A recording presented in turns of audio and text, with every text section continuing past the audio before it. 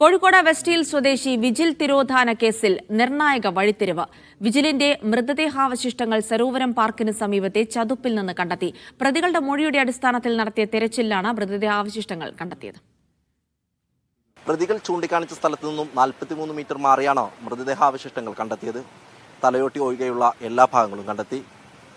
8 ദിവസം നീണ്ട തിരച്ചിലിനൊടുവിലാണ് ഈ കേസിൽ നിർണായക വഴിത്തിരിവുണ്ടായിരിക്കുന്നത്. 2019 വെസ്റ്റ് ഹിൽ സ്വദേശി വിജിലിനെ കാണാതായത്. കുടുംബം നൽകിയ പരാതിയിൽ പോലീസ് തിരോധാന കേസ് രജിസ്റ്റർ ചെയ്തെങ്കിലും കണ്ടെത്താനായില്ല. പിന്നീട് തിരോധാന കേസുകളിൽ പുനരന്വേഷണം വേണമെന്ന നിർദ്ദേശത്തെ തുടർന്ന് എലത്തൂർ പോലീസ് നടത്തിയ അന്വേഷണത്തിലാണ് പ്രതികളിലേക്ക് എത്തുന്നത്. നിലവിൽ പിടിയിലായ എരഞ്ഞിപ്പാലം സ്വദേശി നിഖിൽ, വേങ്ങേരി സ്വദേശി ദീപേഷ്, ഒളിവിലുള്ള പൂവാട്ടുപറമ്പ് സ്വദേശി രഞ്ജിത്ത് എന്നിവരോടൊപ്പം ബ്രൗൺ ഷുഗർ ഉപയോഗിച്ച് വിജിൽ മരണപ്പെട്ടുവെന്നും പിന്നീട് വിജിലിനെ സരോവരത്തെ ചതുപ്പിൽ കുഴിച്ചിട്ടുവെന്നും പ്രതികൾ പോലീസിന് മൊഴി നൽകി. ഈ മൊഴിയുടെ അടിസ്ഥാനത്തിൽ നടത്തിയ തെരച്ചിലാണ് മൃതദേഹാവശിഷ്ടങ്ങൾ കണ്ടെത്തിയത്. നേരത്തെ വിജിലിന്റെ ഷൂ പ്രദേശത്ത് നിന്ന് തന്നെ കണ്ടെത്തിയിരുന്നു.